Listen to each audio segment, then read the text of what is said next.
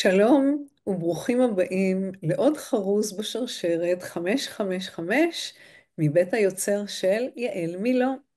היום אנחנו בשרשרת 55 סרנדיפיטי, בה מספרים על אירוע מקרי בחייך שהפך לבעל השפעה על אנשים רבים, ומבינים את התהליך על פי מתכון לסרנדיפיטי שאני גם מלמדת במעבדה לפוטנציאל האנושי ובפילוסופיית יקום מקביל. יש לי העונג היום להכיר לכם ולארח את ענת דור, שהיא מאמנת לחוסן פנימי בעזרת קונסטלציה משפחתית ו-NLP, סופרת ומשוררת, והיא כאן מכיוון שיש שני דברים שכדאי שנלמד, נשמע ממנה היום, שאפשר לפתח חוסן בעזרת חקירה של הקונסטלציה המשפחתית, כפי שהיא עשתה, דור שני לשואה, אבא ניצול ממחנה כפייה ברוסיה, והיא לקחה על עצמה להמשיך ולספר, כולל השבוע ביום השואה, בשני מפגשי זיכרון בסלון, על סרנדיפיטי והצלה בשואה, הסיפור של יוסף שדלינסקי. אז בואי ענת, תתחילי ותספרי גם על הקונסטלציה וגם איך הגעת מזה לסיפור המשפחתי. אז קודם כל הייתי בשמחה גדולה תלמידה שלך, תמרה, לסרנדיפיטי ויקום מקביל. וגם כשלמדתי את הקורס הזה אצלך, וגם כשלמדתי את הקונסטלציה, ראיתי כמה זה קשור אחד לשני, כמה זה באמת פועל ומתנהל על העובדה שמה שקורה לנו פה, כאן ועכשיו, לא קשור רק למה שקורה איתנו ונוכח איתנו בחיינו, אלא זה משהו שקשור לדורות הקודמים שלנו, לאירועים שקרו לנו בילדותנו ועוד אחורה לדורות קודמים שלנו, גם בקונסטלציה וגם ביקום מקביל, בסרנדיפיטי. ולכן זה היה מאוד מעניין בשבילי לראות ולחבר את שני הדברים האלה ביחד. ואני חושבת שהסיפור שאני מספרת על אבא שלי ממש ממחיש את זה. אז בעצם את יצאת לחקר של הסיפורים מאחורי הסיפורים שאבא שלך סיפר לך במשך כל השנים האלה, על איך הוא בעצם, זה הצלה וגבורה, איך הוא בעצם שרד את השואה. לגמרי. ואני כבר כשהוא סיפר, וגם בהיכרותי אותו כבן אדם, אבל גם מתוך הסיפורים שלו, הבנתי שיש בו אלמנטים מיוחדים שבאמת סייעו לו. זאת אומרת, יש בו את הסקרנות, את הערנות, את את הנחישות ולא עיבוד של זמן, כאילו הוא עומד מול הסיטואציה ומגיב מהשכל עניינית, והבנתי שזה מיוחד. ואני רוצה להגיד שלאורך כל השנים ראיתי שיש לי הרבה מאוד מהתכונות שלו גם אצלי. ועוד יותר גיליתי את זה באמת בשני הקורסים האלה שחידדו לי ונתנו לי את הכלים, את השמות לדברים, כדי שאני אדע למה להתייחס. ולכן כשאני, השנה, אני כבר כמה שנים עושה את הזיכרון בסלון, אבל השנה זה התברר לי מאוד. ולכן אמרתי לך, תמרה, יש פה סיפור סרנדיפיטי של הצלה וגבורה. אז בעצם את הולכת לספר שלושה סיפורים, שהם סיפורים ששזורים מבחינת הזמן, אחד בתוך השני. הם שלושתם סיפורים של מקריות, אבל כמו שאת אמרת, מקריות בלי שעובדים עליה לא מביאה לתוצאה, וזה אולי מה שהאימא של אבא שלך אמרה, צריך לעבוד או צריך ללמוד. אז בואי תתחילי עם הסיפורים האלה, ותספרי קצת על אבא, איך אבא היה בתור ילד. אז אבא שלי היה ילד מאוד שובב, הוא לא אהב ללמוד. אימא שלו, סבתי דינה, הייתה מיילדת. גם סבתא רבתא שלי, רחל, הייתה מיילדת. והן היו מאוד חרוצות, ואבא סיפר תמיד הייתה יוצאת, בלילות אפילו, ורצה ליולדת לעזור וכך הלאה, אבל הוא לא אהב ללמוד. כל המשפחה הייתה משפחה לומדת, כולם עם תארים, והילד הקטן הזה, שכבר היה או הבכור בין השניים, שהיו לה, לא רצה ללמוד. ותמיד התלוננו בפניה, והריצו אותה לבית הספר, הוא לא לומד, הוא לא מכין שיעורים, כל מה שדיברה וכל מה שניסתה, לא עזר. ובייאושה פנתה לאחיה ואמרה לו, מה אני עושה עם הילד הזה? הוא לא רוצה ללמוד. וכל הזמן היא גם אמרה לו, בלי לימודים אין חיים. אתה חייב ללמוד, אין סיכוי להצליח, זאת הייתה כנראה הכוונה שלה, אבל היא אמרה, בלי לימודים אין חיים, אתה חייב ללמוד. אז הדוד אמר, לא רוצה ללמוד? שיצא לעבוד. בסדר, מה לעשות? נכנעה, נכנעה למצוקה, אבא קיבל ג'וב, הוא סידר לו, הדוד, סידר לו עבודה במוסך, אצל איזשהו מכר, מישהו שהוא הכיר, והתפקיד שלו היה להוציא ולהכניס מכוניות, לדאוג לכל האנשים שהגיעו לתקן את המכוניות שלהם, לפעמים ללכת לקנות להם איזשהו דבר לאכול, להביא להם שתייה, הוא אוהב מאוד לדבר איתם, לשמוע את הסיפורים של המבוגרים, הייתה לו אהבה מאוד גדולה לאנשים, סקרנות, ערנות, וזה מה שהוא אהב, והוא היה מבסוט שהוא לא צריך ללמוד. ממש ערב תחילתה של המלחמה, ככה ממש רוחות המלחמה מגיעות, וקורא לו המנהל אליו לחדר, והוא ברכיל ורעדה, לא מבין מה הולך להיות פה עכשיו, בטח הוא רוצה לפטר אותי. אז נכנס רגע, לחדר, רגע, לפני שאת מספרת את הסיפור, אני רוצה רגע להגיד אה, איך במהלך הדורות, מה שההורים אומרים לילדים לא לגמרי השתנה, אבל הגוון השתנה. מה זאת אומרת? פעם כשהיו אומרים בלי השכלה לא תצליח, הלהצליח היה לתפקד בחברה. וליהודים לתפקד בחברה באירופה זה היה השכלה, אבא מפולין. אני בטוחה שיש במשפחה פרופסורים, ספרנים, כל הצד כל הקשר. האינטלקטואלי והתארים. למה? כי זה היה לתפקד בחברה. היום כשהורה אומר לילד, תצליח, הוא אומר, תהיה מאושר. אנחנו עברנו לאיזושהי פאזה אחרת, אבל כשמדברים על נניח שני דורות מעלינו, על להצליח היה לתפקד. לרכוש השכלה, לרכוש השכלה, כי זה המפתח להצליח בחיים. בלי השכלה אין כניסה לתפקיד כלשהו מכבד שאפשר לחיות איתו. ואז המנהל אומר לו, תקשיב, אתה מכיר פה, יש איזה מיליונר שבא לתקן תמיד את האוטו, הוא מרגיש שהמלחמה כבר מתחילה, הוא רוצה לברוח לכיוון רוסיה, הוא בא אליי וביקש שאני אסדר לו מישהו אחראי, רציני, שהוא יכול לסמוך עליו, שיקח אותו עם המשפחה שלו, עם כל הכסף והרכוש שלו, ייקח אותם לרוסיה. אבא היה בשוק, לא הבין איך זה נופל עליו הדבר הזה, ו... וואו. והוא אומר לו, אוקיי, אבל אני צריך לשאול את אמא שלי. אמנם היה שובב, פרחח, אבל ילד טוב, וכן, מאוד משפחתי, הלך לאמא ואמר לה, תשמעי, כך וכך אמר לי המנהל. אז אמא אמרה, עבודה זאת עבודה, מה שצריך לעשות. עושים? אוקיי, אז אני אכיל לך את התיק, את הדברים, בגדים, אוכל קצת וזה, ותיסע. וככה היה, והם יצאו לדרך. עזר להם להתמקם ברכב עם כל הציוד איזה שלהם שהם רכב זה הצליחו. היה? סתם מתוך סקרנות, איזה רכב זה היה? אבא לא אמר לי איזה רכב זה היה, אבל הוא אמר שזה היה רכב גדול, שהוא יכול היה להכיל מאחור את המזוודות ואת כל הציוד, ובכלל לא בטוח שזה היה הרכב שלו, הוא יכול להיות שהוא אפילו שכר רכב. בכל אופן, יצאו לדרך, אבא יושב ליד ההגה כמובן, הסבתא מקדימה, והמיליונר ואשתו והילדים הקטנים מאחור, והם יוצאים לדרך.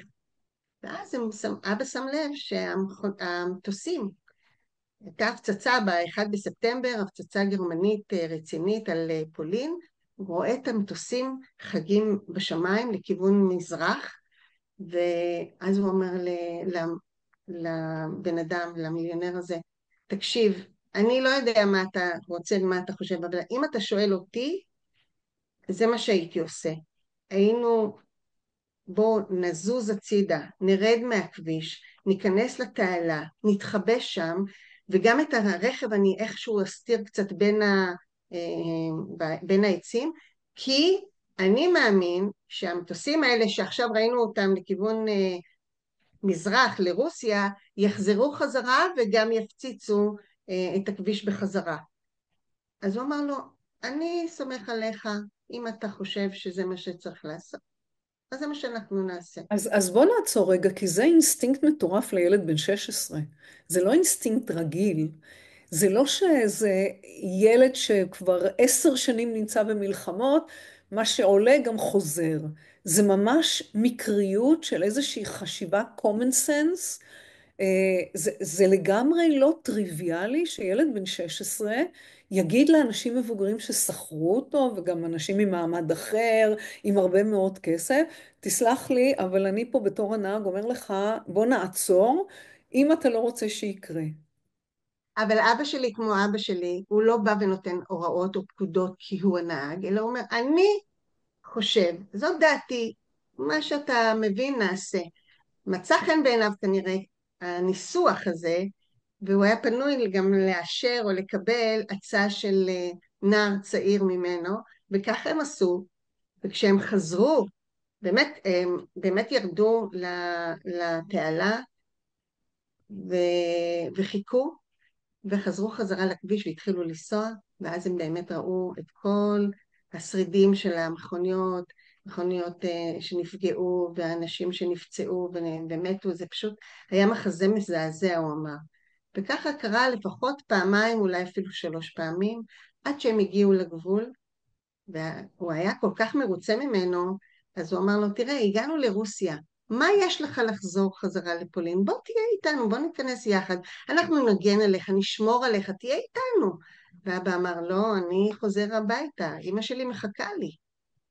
הוריד אותם איפה שהיה צריך ברוסיה, עשה סיבוב על המקום, מה שנקרא, והתחיל לנסוע לעבר הגבול, וכבר הרגיש את התנועה של המלחמה גם שם כמובן, הגיע לגבול, הגבול סגור, אי אפשר לצאת. אי אפשר לצאת מרוסיה חזרה לפולין.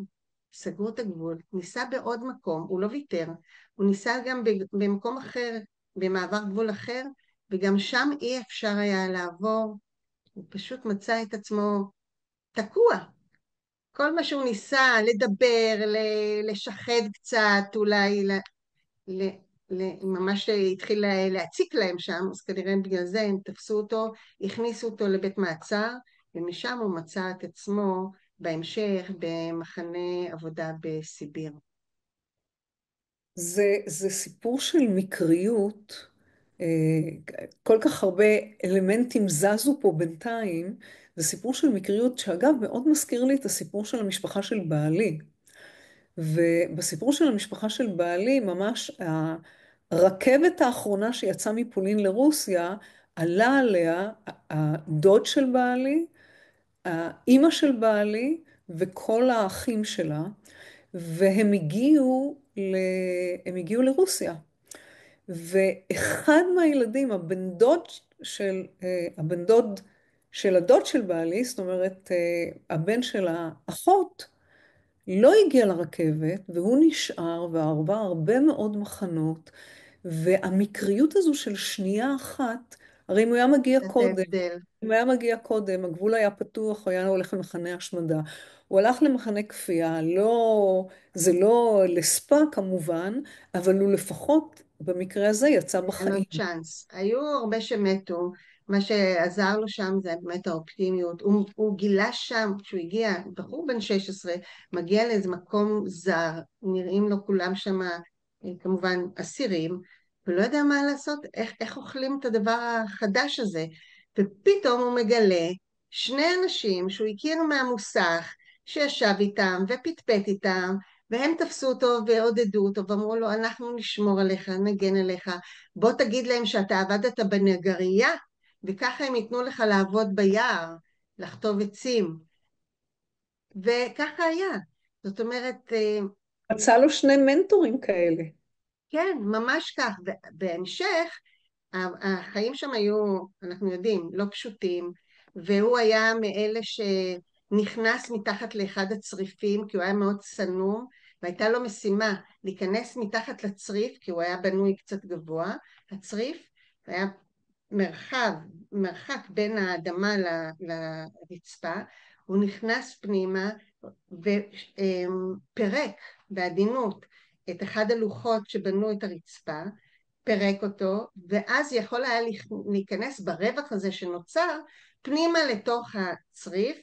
באיזה צריף? צריף של האספקה, של די. המזון וכולי, ולשם הוא הגיע והיה מביא, הוא לוקח קודם כל שתייה חריפה, איזה בקבוק שיהיה להם להתחמם בקור הזה, וקצת אוכל, וזו הייתה השיטה.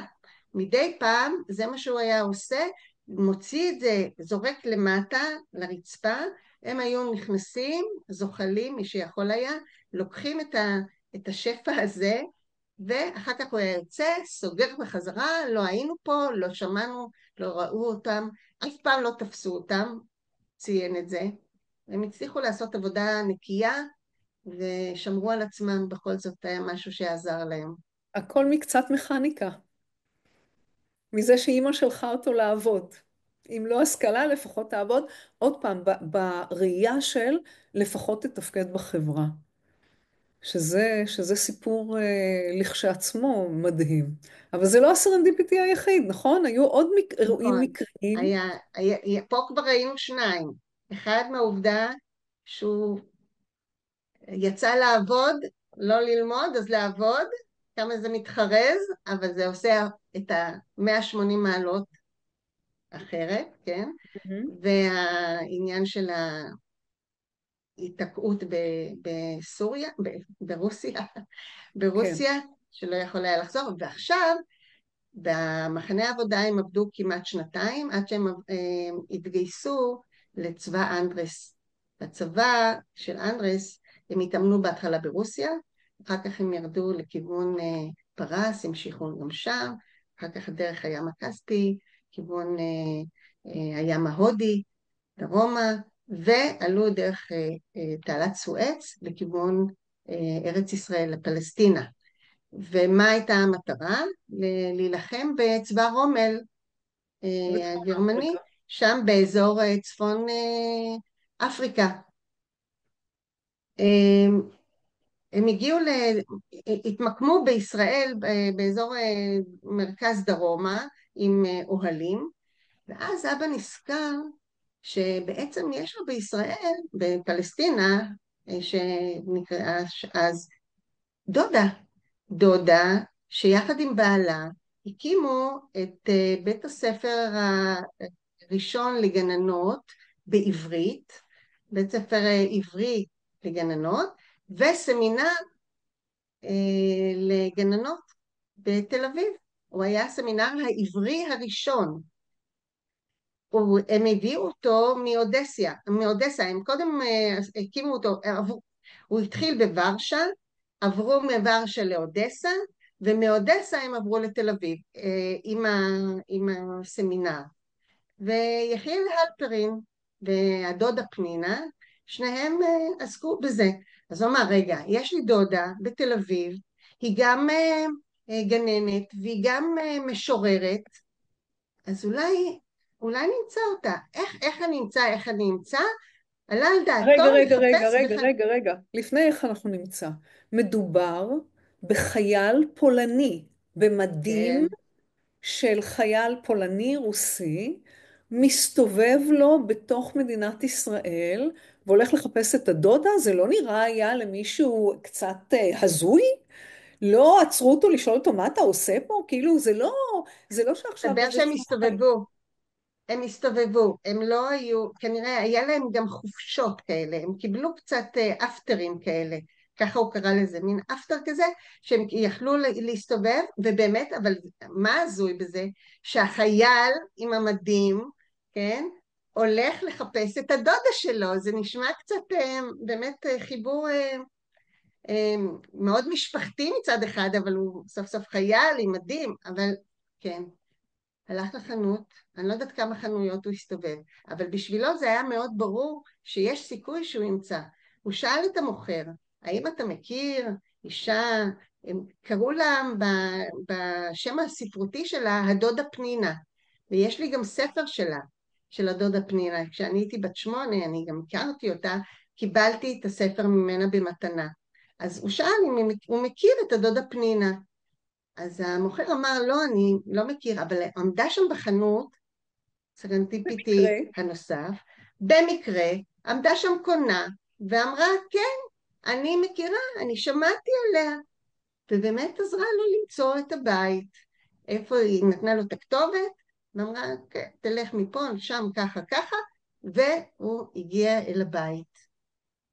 מקיש בדלת, פותחת לו אישה שהוא לא מכיר, והוא אמר לה, שלום, כאן גרה הדודה שלי, הדודה פנינה.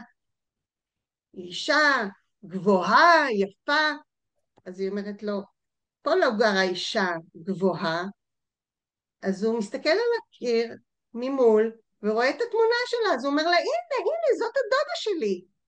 אז היא הבינה שכנראה הוא לא איזה ליצן, הוא יודע מה הוא מדבר,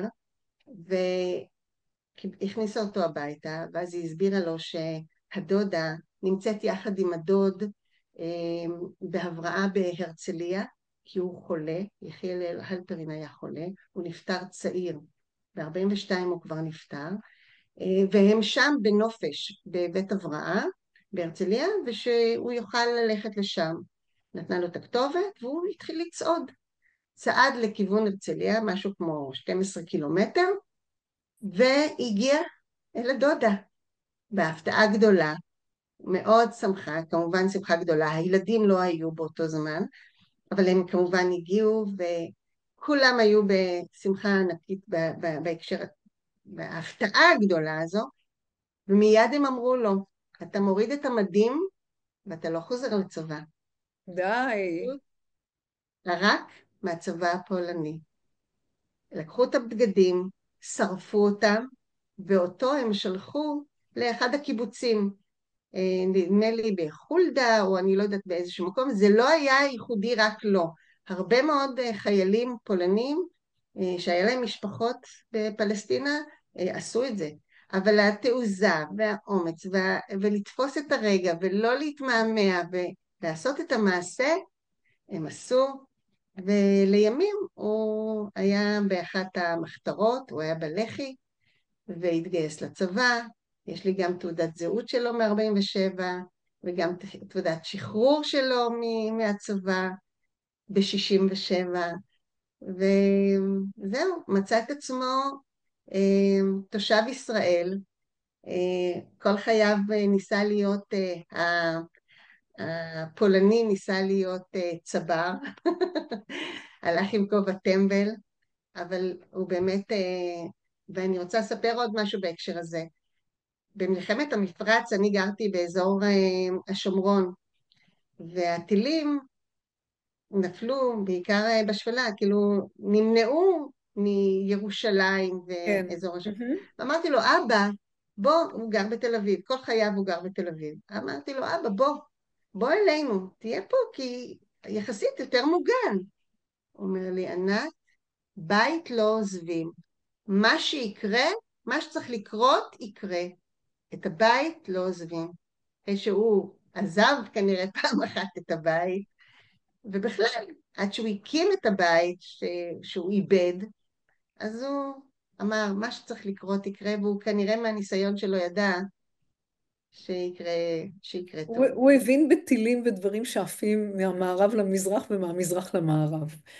אני אבל רוצה לעשות רגע, לפני שאנחנו מסיימים, אני רוצה לעשות איזה סשן כזה קטן של יקום מקביל, ולמה? כי תוך כדי זה שדיברת עלה לי משהו. אז קודם כל אני אגיד שענת גם מנחה סדנאות, היא מורה לתנ"ך בתיכון, כתבה את הספר חוכמת השבוע, שהיום במקרה הוא מגיע לשגריר בסינגפור, נכון? נכון. שזה ספר על כלים של NLP בהשראה של פרשת השבוע. את גם סופרת, גם כותבת שירה, אבל אני רוצה לדבר כאן על הצד של הקונסטלציה המשפחתית. בעצם, כל מה שאת מספרת, בסופו של דבר, משפיע לדורי דורות אחר כך. את יודעת שהיה מחקר מאוד ידוע, אם אני זוכרת נכון, בהולנד, שהראה שאנשים שהיו בשואה או במלחמת העולם השנייה, ונמנע מהם מזון, היו השפעות אפיגנטיות אחר כך על הדור השני ועל הדור השלישי, לא דור אחד, שניים ושלושה דורות. אז בעצם את לוקחת את הצד לא הביולוגי, שזה האפיגנטיקה, אלא את לוקחת את הצד אולי המחשבתי, הנפשי, ואת אומרת, כל מה שעבר אצלהם, גם עבר אצלנו. הוא עזב בית, את נאלצת לעזוב בית. יש כל מיני סיפורים מקבילים תוך כדי זה שאת דיברת, נכון? נכון. הוא איבד את אימא בעצם, וגם אני מאוד צעירה איבדתי את אימא שלי. הוא נאלץ לעזוב את הבית, כאילו, יצא שהוא נאלץ לעזוב את הבית, וגם אני נאלצתי לעזוב את הבית ועברתי לגור בפנימייה. האופטימיות של אבא, האמונה שלו, האהבה שלו לאנשים, העידוד שהוא כל חייו נתן, גם לי באופן אישי, אבל גם כל מי שהיה מסביבו, אלה תכונות אופי שאני ממש מצאתי ומוצאת בעצמי. ו... כן, אז עכשיו אני רוצה להוסיף לקונסטלציה המשפחתית, אולי משהו שלא חשבת, אולי כן חשבת. גם סבתא וגם סבתא רבא היו מיילדות, נכון, ולילד יש פה משהו שאתה מביא משהו חדש לעולם. ואני חושבת נכון. שההתעסקות שלך היום בקונסטלציה זה סוג של לילד. את זה מוציאה בדיוק זה. מאנשים מה את מציעה? את מוציאה מאנשים דברים חדשים, דברים חיים, כן. דברים שהם יכולים להשתמש בהם. אז אולי תספרי קצת על העניין של הקונסטלציה, בעניין הזה בעצם את נשארת עם אותו תפקוד של המשפחה, עם סיפור מראה לגמרי. של אבא שלך, של הסבתא, של הסבתא רבא. אני קוראת לזה מיילדת חיי אהבה, וככה אני גם כתבתי שיר. כתבתי שיר לסבתא שלי, שנספתה בטרבלינקה, וכתבתי בשיר שאני ממשיכה דרכה, ואני מיילדת לאנשים מסביבי חיי אהבה. לא בדיוק בניסוח הזה כמובן, אבל זה הרעיון. וכמו שאת אומרת, בעזרת האימון והקונסטלציה שעוזרת לי להבין, לשחרר, עוזרת לאדם להבין את עצמו טוב יותר, כי הוא מבין שזה לא רק בגללו, אלה דברים שקשורים לעברו, והכלים של NLP ואימון, הוא יכול לצעוד בחייו ולשנות את התפיסות שעד היום הוא תפס, לעשות חיים חדשים, לילד לעצמו חיים חדשים. מסקרן ביותר, ועכשיו אני חייבת לבוא אלייך כדי שאת תעשי עליי איזה קונסטלציה משפחתית, זה ממש עושה לגמרי, חשק. זה ממש עושה לגמרי. חשק.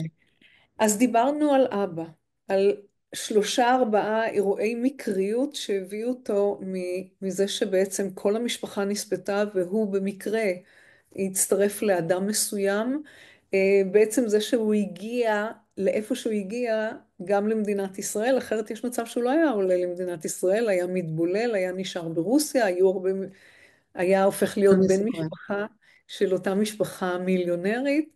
אז יש פה הרבה מאוד סיפורי מקריות, וכמו תמיד, מקריות היא לא מספיקה. על המקריות האלו חייבים לעשות דברים, והסבתות צדקו. בלי השכלה ובלי ערנות, לא קורה כלום. לאבא היה יותר ערנות מהשכלה, להרבה אנשים ההשכלה מכפרה לערנות. ולא תמיד, לפעמים יש אנשים עם השכלה גבוהה, אבל הערנות כל כך חלשה שהם מפספסים בדרך המון. כן, כן, בהחלט, הן שתי חוזקות שאחד יכול למשוך, השני יכול למשוך, הכי טוב ששניהם ביחד מושכים. אז אבא תמיד אמר, אני לומד הבית ספר של החיים, ככה הוא קרא לזה. הוא למד, הוא היה נהג מונית, הכיר הרבה מאוד אנשים בדרך שלו, ולמד הרבה. היה מאוד פתוח, סקרן, שאל שאלות ולמד הרבה מאוד. יפה. אז תודה, תודה לענת דור, תודה על הסיפור על סרנדיפיטי בהצלה של אבא, שאותו את מספרת היום, ולא היום, מחר ומחרתיים, בערב נכון. יום השואה, ותודה רבה. נכון. תודה לכם. תודה לך, תמר היקרה. תודה רבה.